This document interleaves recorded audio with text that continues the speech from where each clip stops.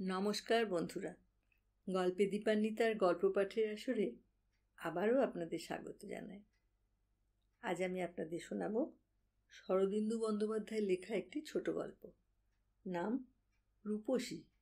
শুনতে থাকুন। আমি অবিবাহিত এবং অনাত্মীয় যুবক। একটি ছোট্ট বাড়ি ভাড়া করিয়া থাকি এবং দালালি করি। আমাকে বোধহয় ভগবান দালাল করিয়াই পৃথিবীতে পাঠাইয়াছিলেন। পরের মাল পরের কাছে বিক্রয় করিয়া তাহারই ভিতর হইতে 2 পয়সা লাভ করিয়া আমার একান্ত অদ্বৈতবাদী সংসার চলিত। নিজের বলিয়া কোনো দিন কোনো বস্তুর প্রতি প্রবল আকর্ষণ অনুভব করি নাই। পৃথিবীর সব জিনিসই আমার কাছে পরশ্য, শুধু দালালিটুকু আমার। এরূপ জীবনযাত্রার একটা সুখ এই যে ভাবনা চিন্তা বড় একটা থাকে না। মানুষের সহিত যাহার সামাজিক বন্ধন নাই, শুধু টাকার বন্ধন, সে মুক্ত। আমিও ছিলাম মুক্ত। একেবারে ঋষিকল্প পুরুষ ছিলাম এমন কথা বলি না। এ জগতে সেরূপ লোক কজনই বা আছে। তবে ঋষি না হইয়াও যাহারা মুক্ত, যাহারা শরীরটাকে সুখ দিয়াও মনটাকে বন্ধনের জাল হইতে বাঁচাইয়া রাখে, আমি ছিলাম তাহাদেরই একজন। বছরখানেক পূর্বের কথা বলিতেছি। প্রতি রবিবার একটি স্ত্রীলোক আমার বাড়িতে ভিক্ষা লইয়া যাইত। একদিন হঠাৎ চোখে পড়িয়া গেল। স্ত্রীলোকটির সর্বাঙ্গে বস্ত্রাবৃত, এমনকি মুখ পর্যন্ত পুরো কাপড়ের ঘোমটায় ঢাকা। পা ছাড়া শরীরের কোনো অংশ চোখে পড়ে না। কিন্তু কি অপূর্ব গতিভঙ্গি! পূর্ণ যৌবন না হইলে এরূপ দর্পিত অথচ সুমন্দ, উচ্ছল অথচ সংযত গতিভঙ্গি হয় না। পরিপক্ক ডালিম যেমন বস্ত্রবন্ধনের অন্তরালে থাকিয়াও নিজের পরিপূর্ণ স্ত্রীকে প্রস্ফুট করিবার চেষ্টা করে, তাহার প্রত্যেক অঙ্গ সঞ্চালন যেন তাহার অবরুদ্ধ যৌবনের আভাস ইঙ্গিতে ব্যক্ত করিতেছিল। আমি তাহাকে নিকটে ডাকিলাম। কাছে আসিলে তাহার ঘোমটার ভিতর একটা ব্যর্থ দৃষ্টি হানিয়া জিজ্ঞাসা করিলাম, তুমি প্রতি রবিবার আসো? প্রশ্নটা নিতান্তই অর্থহীন, কিন্তু যখন ডাকিয়াছি তখন কিছু তো বলা চাই। সে ঘাড় নাড়িয়া প্রশ্নের উত্তর দিল। আমি জিজ্ঞাসা করিলাম, তুমি একলা আসো দেখতে পাই, তোমার কি কেহ নাই? সে ঘাড় নাড়িয়া জবাব দিল, না, নাই। কিন্তু তাহার মুখ দেখিবার চেষ্টা আমার সফল হইল না। ঘোমটা মুখ হইতে এক চুলও সরিল না। আমি একটু ইতস্তত করিয়া বলিলাম, তোমার বয়স কাঁচা বলে বোধ হচ্ছে। তুমি আর দৌড়ে দৌড়ে ভিক্ষে করে বেরিও না। যখন অভাব হবে আমার কাছে এসো। বলিয়া তাহার আঁচলের উপর 4 আনা পয়সা দিলাম। সে পয়সা লইয়া চলিয়া গেল। আমার কথার ইঙ্গিত বুঝিল কিনা জানি না, কিন্তু তাহার অদৃশ্য দেহটা যেন অদম্য হাসির উচ্ছ্বাসে তরঙ্গায়িত হইতে হইতে দূরে চলিয়া গেল। পরের রবিবার সে আবার আসিল। আমি তাহাকে ঘরের ভিতর আসিতে বলিলাম।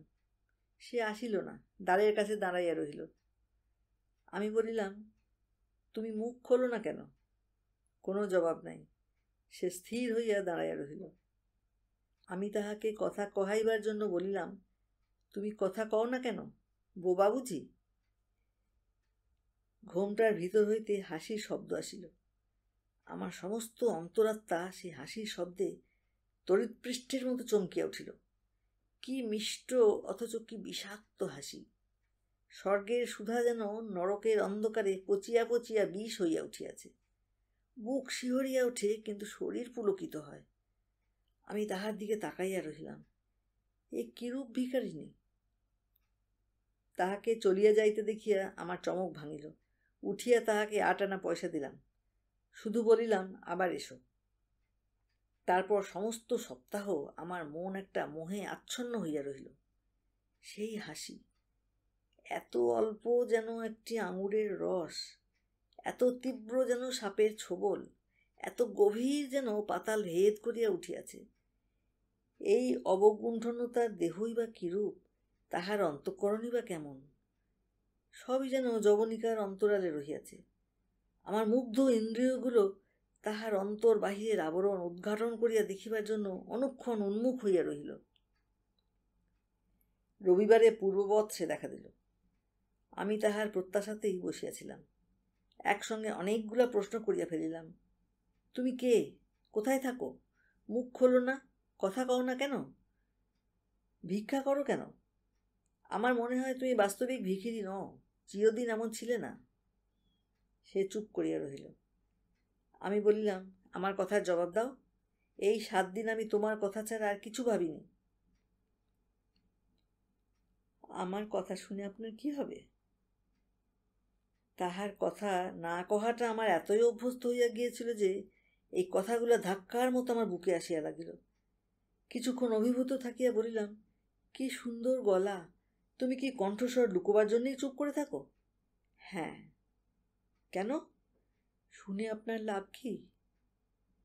আমি বলিলাম, ও কথা থাক, তুমি মুখ খোলো, আমি দেখি। বস্ত্রান্তরাল হইতে উত্তর আসিল, কেন? আমি হাসিলাম। কেন আবার?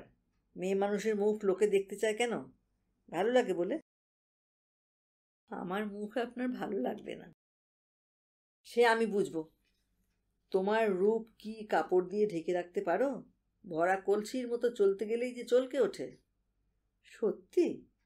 কথাটার আনুষঙ্গিক যে ভ্রুভঙ্গি ও অধরকুঞ্চন বস্ত্রের মধ্যেই লুকাইয়া রইল, তাহা মনের মধ্যে অনুভব করিলাম। আমি দালাল, জিনিস চিনি। বুঝিলাম এ নারী রসিকা। আরও বুঝিলাম এ সত্যকার ভিখারিণী নয়। এত সুনিপুণ বাক্যভঙ্গি আজন্ম ভিখারিণীর হয় না। কৌতূহল এবং আকর্ষণ দুই বাড়িতে লাগিল। বলিলাম, রূপ লুকিয়ে রাখবার জিনিস নয়। সে কথার কোনো জবাব না দিয়া সে বলিল, আজ উঠি? আমি তাহাকে একটা টাকা দিয়া বলিলাম, অন্তত তোমার নাম কি বলো? রূপসী বলিয়া সে দ্রুত বেগে চলিয়া গেল। দূর হইতে সেই তীব্র তিক্ত চাপা হাসি আবার শুনিতে পাইলাম। যাহা ভালো করিয়া বুঝিতে পারি না, তাহার একটা দুর্দমনীয় আকর্ষণ আছে। তাহার উপর আমার আর একটা টান ছিল, ওই অবগুণ্ঠিতার যৌবন। কথায়, কণ্ঠস্বরে, অঙ্গভঙ্গিমায় যেটুকু পাইয়াছিলাম, তাহাতে আমার তৃষ্ণা আরও বাড়িয়া গিয়াছিল। নারীর যৌবন ও রূপ এতদিন আমার কাছে কেবল ক্ষণকালের উপভোগের বস্তু ছিল। বিশেষের প্রতি আমার কোনো পক্ষপাত ছিল না। কিন্তু এই নারী আমাকে, আমার সমস্তটাকে সর্বাঙ্গ দিয়া টানিতেছিল। আমি স্থির করিলাম, এবার আসিলে তাহাকে আমি মুখ খুলিয়া দেখিব। তাহাকে, যাক, আমার মনের সংকল্প শুনিয়া পাঠকের কাজ নাই।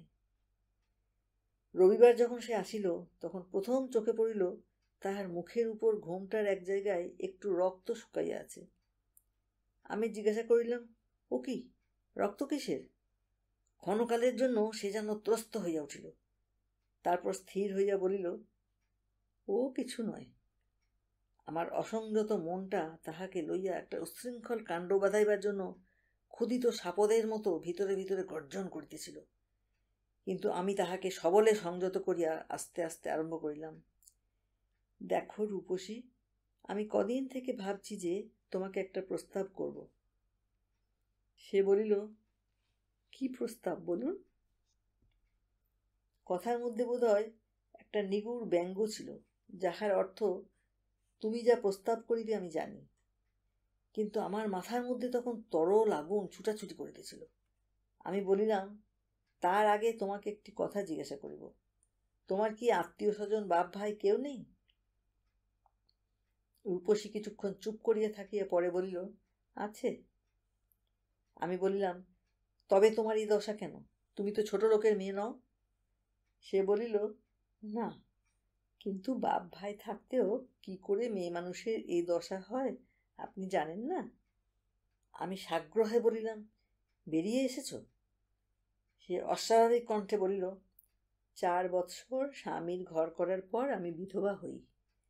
বিধবা হবার 2 মাস পরে আমি একজন মুসলমানের সঙ্গে ঘর থেকে বেরিয়ে আসি। আবার সেই হাসি, তিক্ত মধুর, আমার বক্ষের মধ্যে মদের মতো ফেনাইয়া উঠিতে লাগিল। আমি গা ঝাড়া দিয়া উঠিয়া বলিলাম, তবে আর কোনো কথা নেই, তুমি আমার কাছে থাকবে? সে বলিল, আমাকে একবার দেখবেন না? আমি দুহাত বাড়াইয়া তাহার দিকে অগ্রসর হইলাম।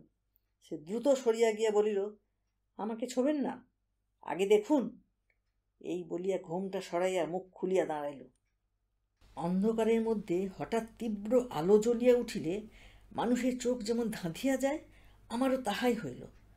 তারপর চক্ষু পরিষ্কার হইলে দেখিলাম মুখ নয়, মুখের পরিবর্তে একটা রক্তাক্ত দগদগে ঘা।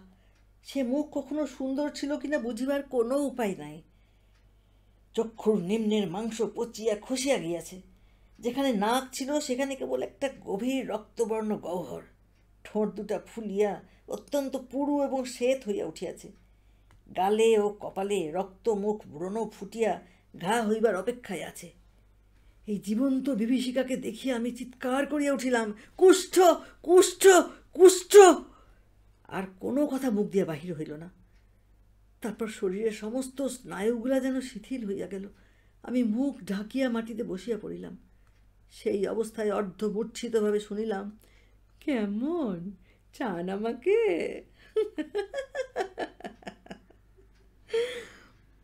আমি মুখ তুলিলাম না, শুধু তাহার তীব্র সূচগ্র সূক্ষ্ম হাসি আমাকে সর্বাঙ্গে বিঁধিতে লাগিল।